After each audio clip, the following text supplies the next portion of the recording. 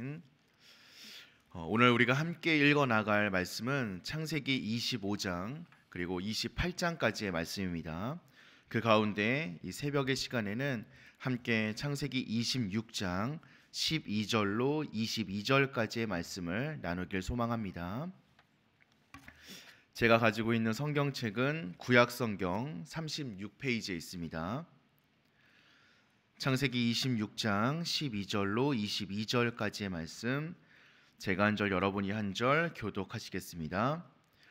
이삭이 그 땅에서 농사하여 그 해에 100배나 얻었고 여호와께서 복을 주심으로 양과 소가 떼를 이루고 종이 심이 많음으로 블레셋 사람이 그를 시기하여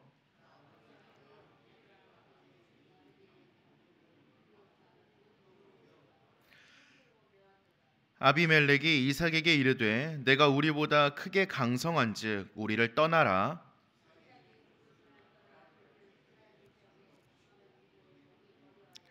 그 아버지 아브라함 때에 팠던 우물들을 다시 팠으니 이는 아브라함이 죽은 후에 이 블레셋 사람이 그 우물들을 메웠음이라. 이삭이 그 우물들의 이름을 그의 아버지가 부르던 이름으로 불렀더라. 그랄 목자들이 이삭의 목자와 다투어 이르되 이 물은 우리의 것이라 하매 이삭이 그 다툼으로 말미암아 그 우물 이름을 에색이라 하였으며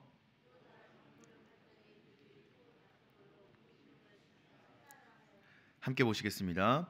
이삭이 거기서 옮겨 다른 우물을 팠더니 그들이 다투지 아니하였으므로 그 이름을 르호봇이라 하여 이르되 이제는 여호와께서 우리를 위하여 넓게 하셨으니 이 땅에서 우리가 번성하리로다 하였더라. 아멘. 오늘 우리가 함께 읽은 본문은 야곱이 형 에서에게서 빼앗으려고 했던 장자의 명분이 무엇이었는지 이삭이 겪었던 일을 통하여서 우리에게 알려주고 있습니다. 이삭이 아버지 아브라함으로부터 상속받은 것이 어떠한 것인가, 그리고 또 야곱이 에서에게서 가지고 오려고 소망했었던 그것은 또 어떠한 것인가, 그리고 우리가 소망하면서 살아야 하는 것은 어떠한 것인가를 오늘 말씀을 통하여서 그 은혜를 좀 나누고자 합니다. 이삭은 아비멜렉에 의해서 잘못을 지적당하는 수치를 겪긴 하였습니다. 하지만 하나님이 여전히 그와 함께 하였음을 오늘 본문을 통하여서 우리에게 잘 보여주고 있습니다. 흉년이 들었음에도 불구하고 애굽으로 내려가지 않았던 이삭에게 하나님께서는 풍성한 복을 더하여 주고 계십니다. 그래서 오늘 말씀에 보면요, 농사의 결실이 100배가 더하였다라고 하는데 단순히 수치의 그 100배상을 말하는 것이 아니라 일반적으로 이해할 수 없는 아주 어마어마하게 큰 복을 받았다, 사람이 상상할 수 없는 복을 받았다라고 이해하면 더 좋을 것 같습니다. 이삭은 그 땅에 살고 있었던 원주민이 아니었음에도 불구하고 크게 번성하여서 양과 소가 떼를 이루었고 종이 심이 많은 대부호가 된 것입니다. 하나님을 잘 섬기는 자는 가장 먼저 받는 축복이 바로 이런 세상에서 누릴 수 있는 복이라고 할 수 있습니다. 세상 사람들이 이해할 수 없고 또 세상 사람들이 상상할 수 없는 수준과 방법으로 인하여서 세상에서 잘 살아가는 복을 먼저 받아 누리는 것이 바로 하나님을 잘 섬기는 사람들이 받을 수 있는 복인 것이죠. 예전에 한 설교에서 들었던 이야기가 있는데요, 웃으면서 하셨던 이야기인데 야곱이 장자의 축복을 받으려고 했었던 이유가 무엇일까? 그 이유가 이삭이 부자여서였답니다. 왜냐하면 장자는 2배의 축복을 받거든요. 그러니까 둘째인 야곱은 이 아빠의 재산의 3분의 1밖에 못 받는 거죠. 그게 너무 안타까워서 장자의 축복을 받으려고 했다. 그만큼이나 이삭이 이 세상에서의 복도 풍성하게 받았다라는 것이죠. 하지만 우리가 정말로 기억해야 하는 것이 있습니다. 그것이 무엇이냐면 이삭이 받았던 진짜 복은 단순히 이런 재산의 문제가 아니라는 것입니다. 이 세상 가운데에서 얻을 수 있는 풍요로운 복을 뛰어넘은 복이 있었습니다. 그것이 무엇이냐? 바로 하나님이 해주신 언약의 말씀이었습니다. 언제나 어디서나 함께 하시겠다, 그리고 동행하시겠다, 지켜주겠다라고 말씀하신 그 하나님의 언약이야말로 이삭이 아브라함으로부터 물려받은 진짜 유산이었습니다. 블레셋 사람들의 입장에서 이방인인 이삭이 자기네 땅에 들어와서 이렇게 잘 살게 되었으니 얼마나 못마땅하게 여겼겠습니까? 그래서 이삭을 내쫓을 심산으로 그가 거주하고 있는 땅의 우물을 다 막아버렸습니다. 심지어는 아비멜렉 왕은 이삭에게 단도직입적으로 나가라라고 명령합니다. 외국인 추방령을 내린 것입니다. 이삭으로서는 지금까지 살아왔던 그 그랄 땅을 떠나는 것이 너무나도 큰 어려움으로 다가왔을 것입니다. 하지만 그에게는 그 누구도 빼앗을 수 없는, 그 누구도 방해할 수 없는 진짜 자산이 있었습니다. 진짜 능력이 있었습니다. 그것이 바로 아버지 아브라함으로부터 물려받은 하나님의 복이었습니다. 이삭은 다른 사람들이, 이 블레셋 사람들이 우물을 아무리 메운다 할지라도 물이 나올 것을 찾아다닐 필요가 없었습니다. 그저 아브라함 때 팠던 물을 다시 파면 되는 것이었습니다. 이삭에게 주어진 복된 삶은 여전히 유지될 수 있었습니다. 뒤에 가서 우리가 함께 나누겠지만 오히려 그 복은 더 커지고 풍성해질 수밖에 없었습니다. 왜냐하면 이삭이 소유하고 있었던 진정한 복은 사람이 줄 수 있는 복이 아니라 하나님의 복, 하나님의 언약과 하나님의 약속이었기 때문입니다. 그런데 이삭의 복은 그저 단순히 아버지가 물려준 복만을 소유한 것은 아니었습니다. 하나님께서는 그에게 새로운 복을 계속해서 더하여 주셨습니다. 그랄 땅에서 쫓겨나서 그 주변인 그랄 골짜기에 장막을 친 이삭은 거기서도 샘의 근원을 찾을 수 있었습니다. 예전에 샘을 팔 수 있다라는 능력은요, 지금의 우리가 생각하는 것 이상입니다. 왜냐하면 과거 중동 지역에서는 땅을 파는 것 자체가 너무나 어려운 기술이었기 때문에 한번 샘을 파려고 땅을 파는 것은요, 어찌 보면은 전 재산을 들여서 도전하는 것과 마찬가지입니다. 그런데 이삭은 그 땅을 팔 때마다 물이 나왔거든요.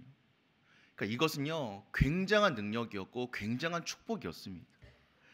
그 모습을 본 그랄의 목자들은 이삭의 목자들에게 그 우물의 소유권을 자신들이 주장합니다. 왜냐하면요, 너는 외지인이니까 이 땅에 대한 소유권이 없다라는 것입니다. 우리 땅이니까 우리 거다. 네가 팠지만 우리께 맞다. 그러니 너는 그냥 파고 가라 이거예요. 이삭에게는요, 이런 일이 2번이나 있었습니다. 하지만 이삭은 그 가운데에서 다투지 않았습니다. 그들이 요구하면 내어주고 다른 곳으로 가서 또 우물을 파고 또 우물이 터지는 것을 경험하고 또 다툼이 생기면 다른 곳으로 가서 또 우물을 파고 또 우물이 터지는 것을 경험하였습니다. 가는 곳마다 하나님의 복을 경험한 것입니다. 비록 블레셋 사람들에 의해서 어려움을 겪기는 했지만, 그가 놓여져 있는 상황과 환경이 어려운 상황과 환경이긴 하였지만, 그 어려운 상황과 환경을 바라본 것이 아니라 하나님이 더하여 주실 복을 바라보며 그리고 그것을 의지하며 그것을 신뢰하며 나아간 것입니다. 그럴 때에 그가 가는 곳마다 샘이 터져서 그가 거할 수 있도록 하나님은 복을 더하여 주셨습니다. 정말로 하나님을 잘 믿는 사람은, 그리고 정말로 하나님의 언약 안에 있는 사람은 과거로부터 상속된 복과 새롭게 주어지는 복을 모두 받아 누리는 사람입니다. 아버지 아브라함으로부터 이어지는 복과 그 이삭 당대에 주어지는 복을 모두 받아 누리는 사람인 것이죠. 그러니 사랑하는 성도 여러분, 우리가 지금 가지고 있는 것이 무엇인가를 바라볼 수 있는 저와 여러분 되시기를 소망합니다.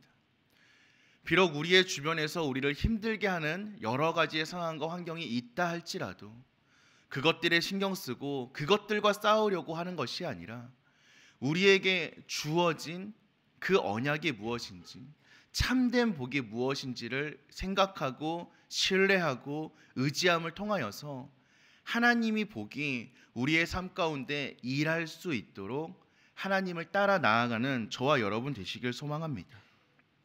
우리가 소유한 유산은 예수 그리스도의 십자가 언약입니다. 이것은 이 세상의 그 어떤 것과도 비교할 수 없는 것입니다. 세상의 재산과 세상의 지위와 세상의 명성 따위와는 비교할 수 없는 참된 복된 유산이 바로 우리가 소유한 유산입니다. 그러니 우리의 인생을 걸고 지켜야 하는 것이 무엇인지 다시 한번 고민할 수 있는 오늘이 되길 소망합니다. 우리 자녀들에게 반드시 물려주어야 하는 것이 무엇인지 다시 한번 고민하고 그것을 붙잡을 수 있는 우리가 되기를 소망합니다. 그것은 다른 것에 있지 않습니다. 영적 유산을 누리며 살아가는 믿음이라는 사실을 다시 한번 생각해 볼 수 있는 오늘 이 기도의 시간이 되길 소망합니다. 오늘 올 한 해 우리에게 주신 말씀은 바로 은혜를 이어가는 사랑과 진리의 공동체입니다. 우리가 어떤 은혜를 받고 살아가고 있는지, 또 우리가 어떤 은혜를 이어가며 살아가야 하는지 다시 한번 기도로 고민하고 나아가는 이 기도의 자리가 되었으면 소망합니다. 그런데 단 하나 우리가 꼭 기억했으면 좋겠는 것이 있는데요. 우리가 정말로 은혜를 누릴 수 있는 방법과 은혜를 이어갈 수 있는 방법은 다른 것에 있지 않다라는 것입니다. 하나님의 언약 안에 있을 때, 하나님의 약속 안에 있을 때, 조금 다르게 표현하자면 하나님의 말씀 안에 거할 때 우리는 은혜를 누릴 수 있으며 은혜를 이어갈 수 있습니다. 그러니 사랑하는 성도 여러분, 언제나 어디서나 말씀 안에 거하시는 저와 여러분 되시기를, 그래서 언약을 신뢰하고 언약을 의지하고 하나님의 약속만을 붙잡고 살아갈 수 있는 저와 여러분 되시기를 주님의 이름으로 간절히 축원드립니다. 우리 함께 기도하겠습니다.